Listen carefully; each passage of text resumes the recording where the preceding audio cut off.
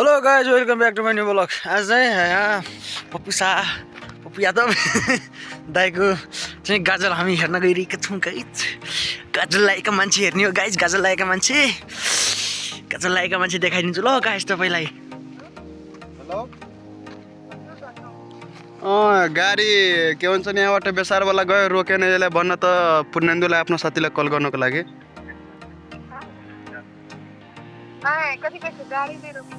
Hello ए गाड़ी में क्या यहाँ के साथी है?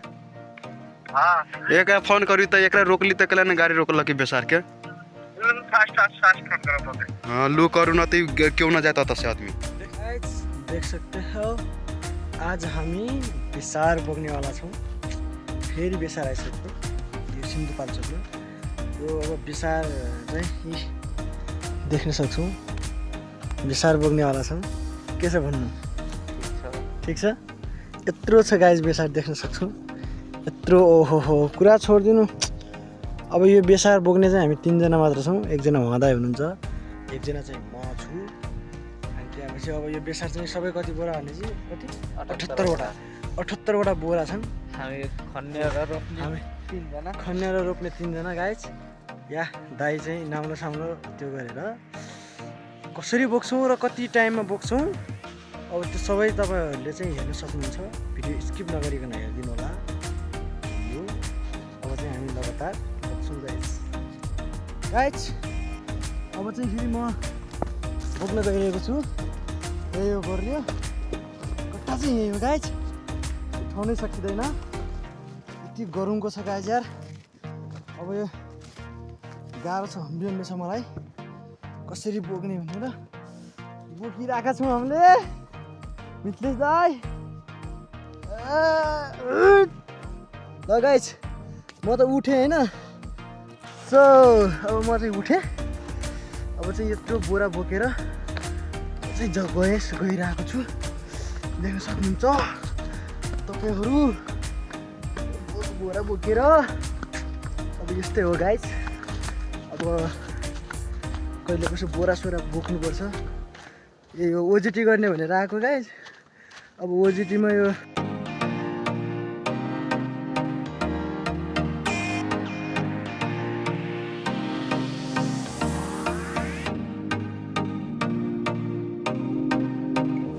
देख्नुहोस् गाइज राख्यो मैले बोकेर पनि ल्याइसकेँ। हामीले चाहिँ अहिलेसम्म यति बोरा बोकेका छौँ। उताको चाहिँ धेरै बोरा बाँकी छ देख्न सक्नुहुन्छ। अनि बोरा फेरि देख्न सक्नुहुन्छ गाइज 70 केजीको बोरा हो गाइज। 10-10 बोरा गएर राखिदिने हो। 10-10 बोरा मात्र बोक्ने हो र। अनि यो आज कति टाइम लाग्ला त सक्न? त्यही आधी 1 घन्टा।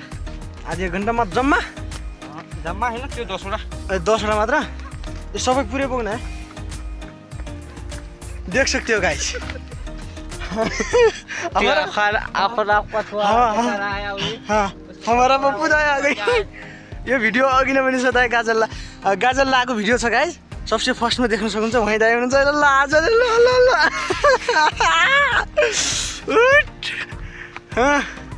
देख सकते हो यी दाई। आज हाम्रो बेसार बोक्नुको हैरान हुनेवाला छ गाइस। त्यही हो गाइस हम लोग एग्रीकल्चर के स्टूडेंट हैं। साल 20 लाख रुपया खर्च करके वही ओजेटी करने आए हैं। वो भी ओजेटी में क्या बेसार रोपना, हल्दी रोपना, ग्राफ्टिंग करना, लेयरिंग करना और नींबू कागती कटहल से में हम लोग मल्चिंग करते हैं। मल्चिंग करने के बाद वो भी गेडोला मल लेकर जाते हैं हम लोग रखते हैं। साले 20 लाख रुपया वही है। हमारे माँ बाप ने बोला कि बेटा एग्रीकल्चर पढ़ के कुछ नौकरी करेगा। हम लोग वो नौकरी कर रहे हैं कि खेतों में जाकर कर रहे हैं। देखो ना कैसा कैसा हाथ हो गया है।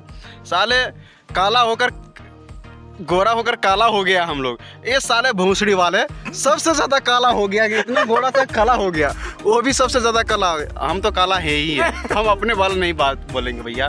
देखो वही हल्दी हम लोग को रोपा रहे हैं। हल्दी क्या करे, जिंदगी एग्रीकल्चर वाला का वही है भैया। गाइस अब हाम्रो चाहिँ काम चाहिँ निरन्तर हुन्छ। अब यत्रो बोराहरू पनि सार्नु पर्नेछ। त्यसैले अब हामी चाहिँ 3 जना दमादम बेसार सार्नेतर्फ लाग्छौँ। र बेसार चाहिँ सबै 78वटा बोराहरू चाहिँ आएको थियो र योभन्दा अगाडिचोटि पनि आएको थियो एक ट्रक। अब अहिले चाहिँ एक ट्रक आएको छ, सानो ट्रकको एक ट्रक। अनि अब यो बोराहरू पनि लाउनुपर्छ। अब यो पनि एउटा एग्रिकल्चर पढेर सिक्नुपर्ने कुरा हो। सबै चाहिँ थ्योरी घोकेको प्रायः जसो तराईतिर थ्योरी मात्र घोकेको कतिपय देखेको छु, प्र्याक्टिकल नगरेको। र त्यसको लागि चाहिँ एकदम काम लाग्छ। अब थ्योरीले मात्रै भ्याउँदो रहन्छ अनि आफूले पनि प्र्याक्टिकलमै सबै गरेपछि जस्तो लेखेको हुन्छ त्यस्तै फिल्डमा गरेपछि थाहा हुन्छ होइन। सो गाइज हामीले बोक्ने चाहिँ त्यो परबाट होइन, राख्ने चाहिँ यहाँ हो। सो म चाहिँ ल्याउन गएको यसरी बोक्ने होइन र बोकिरहेका छौँ हामीले।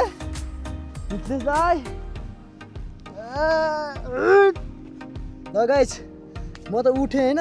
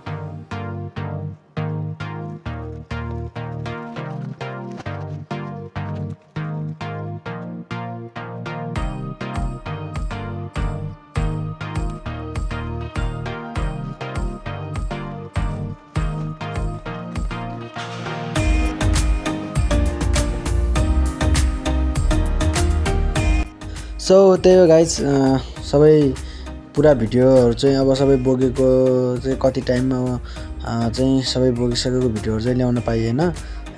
So sorry.